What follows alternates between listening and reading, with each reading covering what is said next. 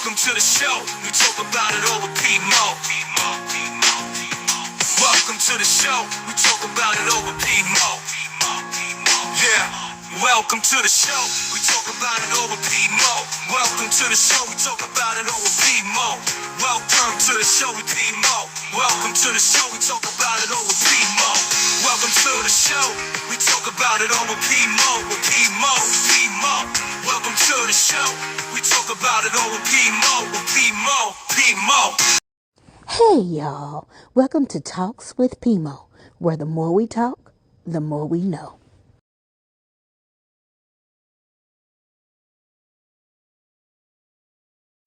Hey nieces and nephews, I just wanted to report some good news to you today. I'm sure you guys know who this is. This is Nancy Pelosi. She is the 52nd Speaker of the House. She happened to be the first woman to ever serve as Speaker of the House.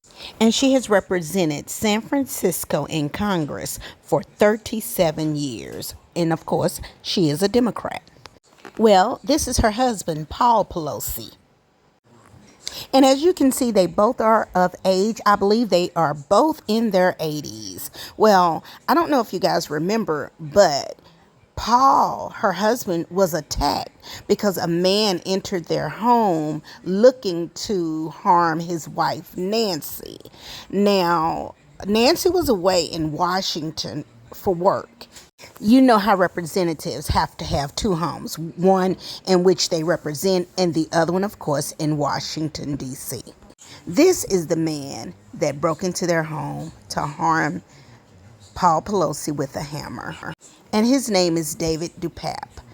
The following video that I'm about to show you is a little bit graphic, so you may want to move away from the camera if you don't want to see it until I begin to continue my commentary.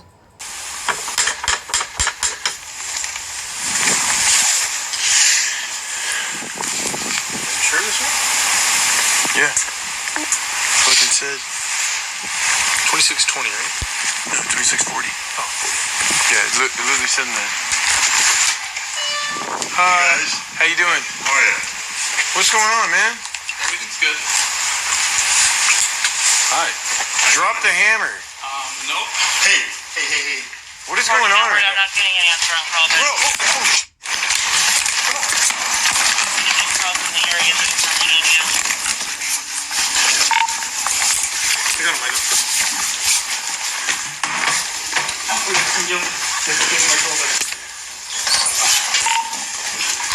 Ever 14, ever 10, back up, code 3. Code 3 backup at 26. Give me your fucking hand. Unit code Give me your fucking hand. 40 Broadway for 14 hours.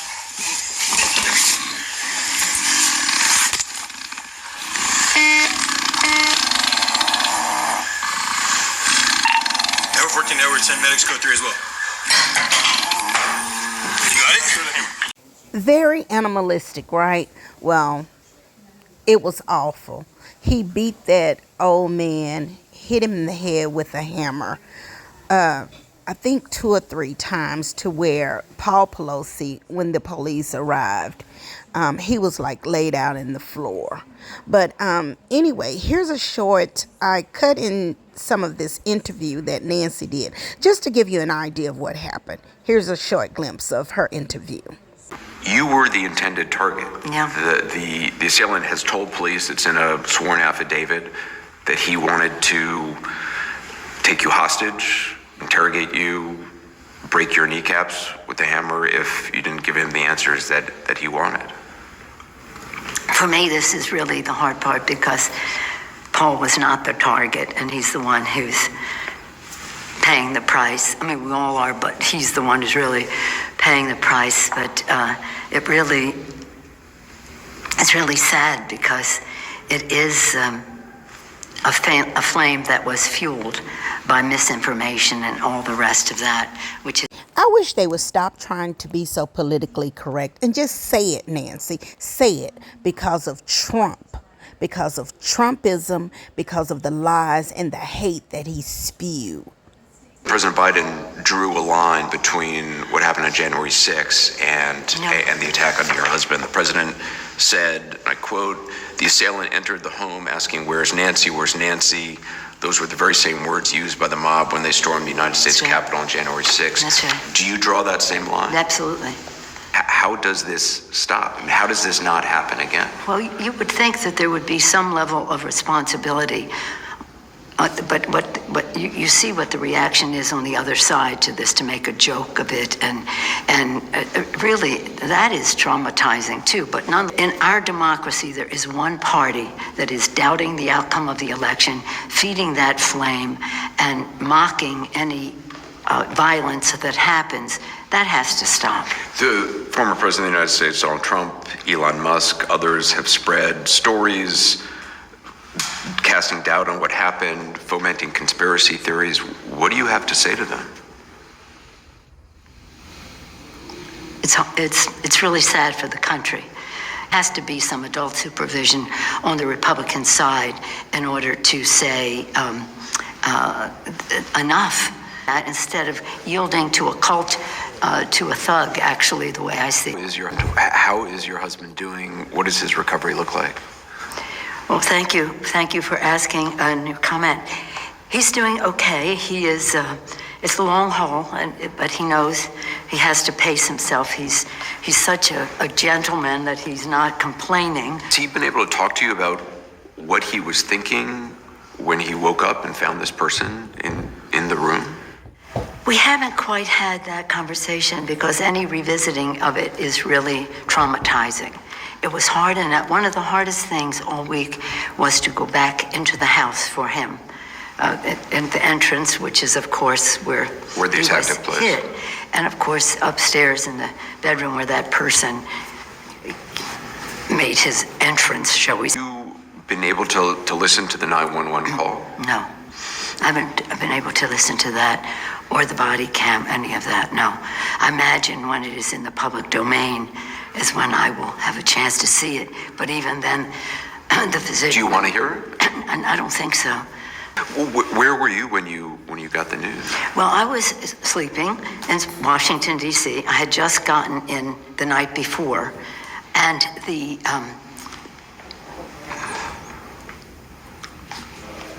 I hear the doorbell ring and think...